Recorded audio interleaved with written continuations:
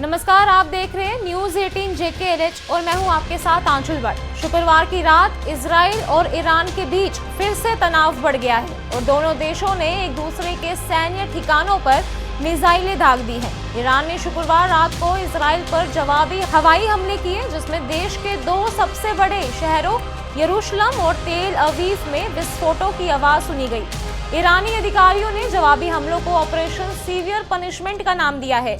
इसका मकसद ईरान के न्यूक्लियर प्रोग्राम और सैन्य ठिकानों पर इजरायली हमले का जवाब देना था। इजरायली सेना ने बताया कि उसने ईरान के 2 एयरफोर्स बेसों पर भी हमला किया है, जो मिसाइल और ड्रोन हमलों के लिए इस्तेमाल किए जा रहे थे।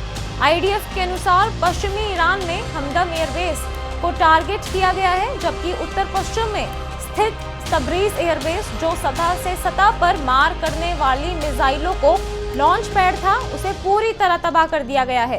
सेना ने यह भी दावा किया है कि इस हमले में ईरान के दर्जनों ड्रोन और मिसाइल लॉन्चर भी नष्ट कर दिए गए। वहीं इजरायली सेना ने कहा कि उसका एयर डिफेंस सिस्टम ईरानी मिसाइलों को रोकने के लिए पूरी तरह से एक्टिव है, लेकिन पिछले 1 घंटे में ईरान की ओर से इजराइल पर दर्जनों मिसाइलें दागी गई हैं।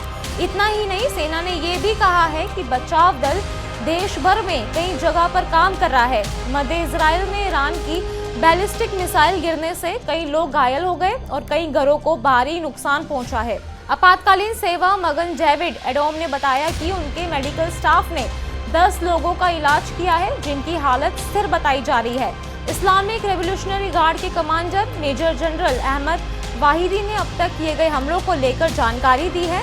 उन्होंने बताया कि ईरान ने इजराइल के जिन अहम सैन्य ठिकानों को निशाना बनाया, उनमें नेवितम एयरबेस, F-35, F-16 और F-15 लड़ाकू विमान, भारी ईंधन टैंकर कमांड और control centre, electronic warfare centre, रक्षा मंत्रालय और सैन्य उद्योग से जुड़े केंद्र शामिल है। चलिए अब आपको बताते हैं ट्रंप ने ईरान को क्या अल्टीमेटम दिया है। अमेरिका राष्ट्रपति डोनाल्ड ट्रंप ने कहा कि उन्होंने 2 महीने पहले ईरान को परमाणु समझौता करने के लिए 60 दिन का अल्टीमेटम दिया था, लेकिन उन्होंने इसका पालन नहीं किया। ट्रंप ने अपने ट्रुथ सोशल मीडिया प्लेटफॉर्म पर कहा कि आज 61वां दिन है, मैंने उन्हें बताया है कि क्या करना है, लेकिन वो अभी तक यहाँ तक नहीं पहुँच पाए। अब उनके पास शायद दूसरा मौका है। बता दें कि ट्रंप ने ईरान के वार्ता की टेबल पर लौटने की इच्छा व्यक्त की थी। उन्होंने इस बात पर जोर दिया था कि ईरान के पास परमाणु हथियार नहीं हो सकते। ईरान ने अमेरिका पर सीधे आरोप लगाए कि उसने इजराइल को ईरानी क्षेत्र पर हमला करने की खुली छूट दी, जिससे दोनों देशों के बीच संभावित संवाद की सभी संभावनाएं खत्म हो गई। ईरान के विदेश मंत्रालय ने शुक्रवार को स्पष्ट किया कि हालिया घटनाक्रम के बाद अमेरिका के साथ कूटनीति की कोई गुंजाइश नहीं बची। ईरानी विदेश मंत्रालय के प्रवक्ता इस्माइल बगाई ने अमेरिका पर इजराइल को ईरानी सरजमी पर हमला करने की छूट देने का आरोप लगाया है। उन्होंने कहा कि इससे संवाद का कोई मतलब नहीं रह जाता। ईरानी प्रवक्ता ने 2 टूक कहा कि इजराइल ने ईरान की रेड लाइंस पार कर दी है। उनका आरोप है कि वॉशिंगटन की सहमति के बिना इजराइल इस स्तर का हमला नहीं कर सकता था। ईरान का आरोप है कि अमेरिका एक तरफ बातचीत के इच्छुक दिखाता है, लेकिन दूसरी ओर इजराइल जैसे साझेदार देशों को ऐसे हमलों की छूट देता है। चलिए अब आपको बताते हैं कि ईरान के टारगेट पर क्या क्या है। ईरान के टारगेट पर इस वक्त इजराइल के कम से कम 25 ठिकाने हैं। इनमें परमाणु अड्डे भी है, इनमें मिलिट्री बेस भी है और ऐसे टारगेट्स पर ईरान की मिसाइल लॉन्च होने को तैयार है। अब खामनेई के ऑर्डर पर इजराइल को दहलाने की पूरी तैयारी है। ईरान के हर वो मिसाइल जिसकी रेंज 1500 के आसपास है, वो इजराइल पर हमले के लिए तैयार कर दी गई है। अर्ज सलाम दارم به ملت عزیز و بزرگ کشورمون. شهادت سرداران و دانشمندان عزیز که البته برای همه سنگین است و تعدادی از مردم غیر نظامی رو به ملت ایران به خانواده های اونها تبریک و تسلیت عرض میکنم. امیدواریم انشالله خدای متعال درجات اونها رو عالی کنه و ارواح طیبشون رو مشمول لطف ویژه خودش قرار بده. و اما مطلبی که مایل بودم با ملت عزیزمون در میان بذارم اینه که رژیم صهیونیستی اشتباه بزرگی کرد، خطای بزرگی کرد.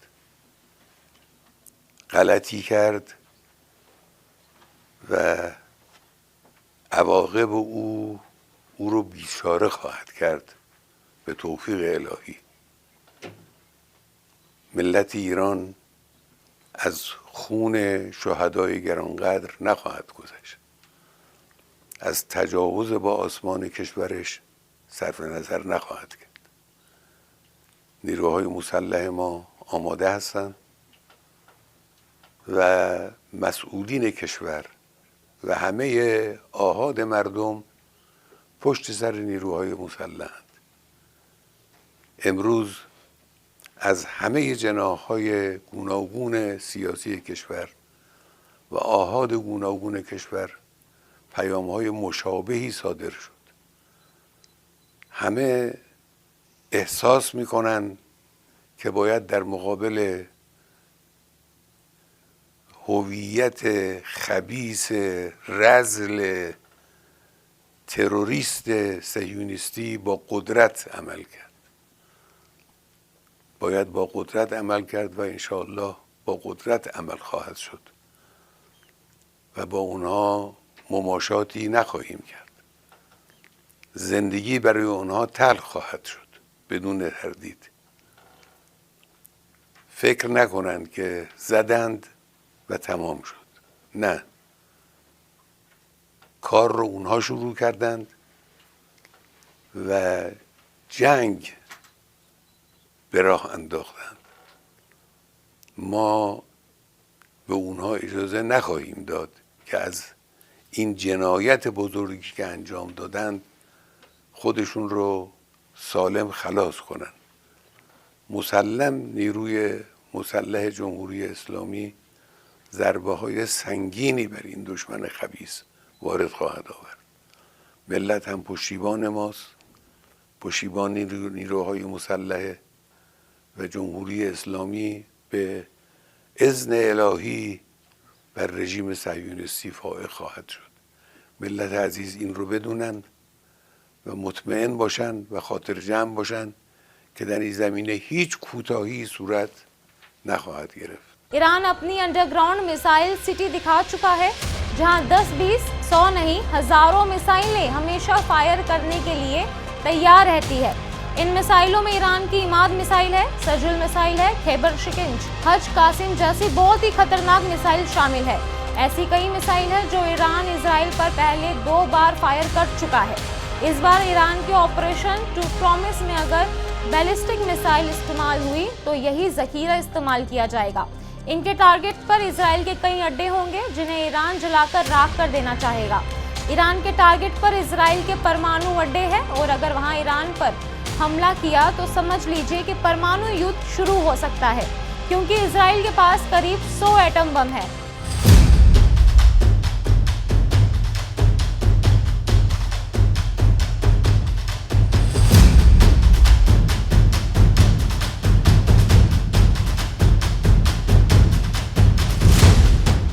इसका दावा कई अंतर्राष्ट्रीय रिपोर्ट्स में किया गया है।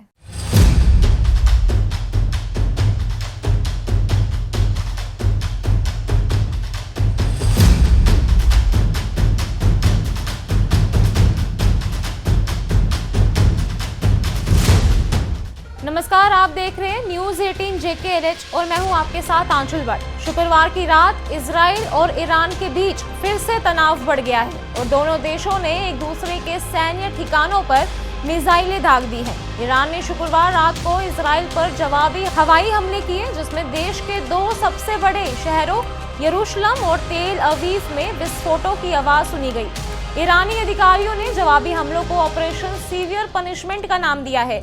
इसका मकसद ईरान के न्यूक्लियर प्रोग्राम और सैन्य ठिकानों पर इजरायली हमले का जवाब देना था। इजरायली सेना ने बताया कि उसने ईरान के 2 एयरफोर्स बेसों पर भी हमला किया है, जो मिसाइल और ड्रोन हमलों के लिए इस्तेमाल किए जा रहे थे। IDF के अनुसार पश्चिमी ईरान में हमदम एयरबेस को टारगेट किया गया है, जबकि उत्तर पश्चिम में स्थित तब्रीज एयरबेस, जो सतह से सतह पर मार करने वाली मिसाइलों को लॉन्च पैड था, उसे पूरी तरह तबाह कर दिया गया है। सेना ने यह भी दावा किया है कि इस हमले में ईरान के दर्जनों ड्रोन और मिसाइल लॉन्चर भी नष्ट कर दिए गए। वहीं इजरायली सेना ने कहा कि उसका एयर डिफेंस सिस्टम ईरानी मिसाइलों को रोकने के लिए पूरी तरह से एक्टिव है, लेकिन पिछले 1 घंटे में ईरान की ओर से इजराइल पर दर्जनों मिसाइलें दागी गई हैं। इतना ही नहीं, सेना ने ये भी कहा है कि बचाव दल देश भर में कई जगह पर काम कर रहा है। मध्य इजराइल में ईरान की बैलिस्टिक मिसाइल गिरने से कई लोग घायल हो गए और कई घरों को भारी नुकसान पहुंचा है। आपातकालीन सेवा मगन डेविड एडोम ने बताया कि उनके मेडिकल स्टाफ ने 10 लोगों का इलाज किया है, जिनकी हालत स्थिर बताई जा रही है। इस्लामिक रेवोल्यूशनरी गार्ड के commander major general Ahmad Vahidi ने अब तक किए गए हमलों को लेकर जानकारी दी है।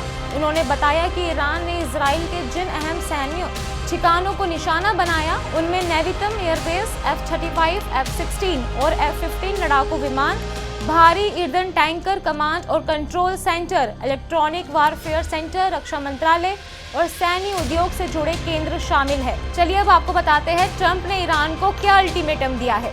अमेरिका राष्ट्रपति डोनाल्ड ट्रंप ने कहा कि उन्होंने 2 महीने पहले ईरान को परमाणु समझौता करने के लिए 60 दिन का अल्टीमेटम दिया था, लेकिन उन्होंने इसका पालन नहीं किया।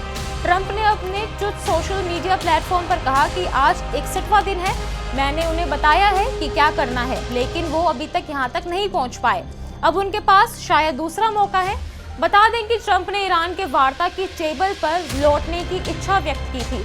उन्होंने इस बात पर जोर दिया था कि ईरान के पास परमाणु हथियार नहीं हो सकते। ईरान ने अमेरिका पर सीधे आरोप लगाए कि उसने इजराइल को ईरानी क्षेत्र पर हमला करने की खुली छूट दी, जिससे दोनों देशों के बीच संभावित संवाद की सभी संभावनाएं खत्म हो गई। ईरान के विदेश मंत्रालय ने शुक्रवार को स्पष्ट किया कि हालिया घटनाक्रम के बाद अमेरिका के साथ कूटनीति की कोई गुंजाइश नहीं बची। ईरानी विदेश मंत्रालय के प्रवक्ता इस्माइल बगाई ने अमेरिका पर इजराइल को ईरानी सरजमी पर हमला करने की छूट देने का आरोप लगाया है। उन्होंने कहा कि इससे संवाद का कोई मतलब नहीं रह जाता।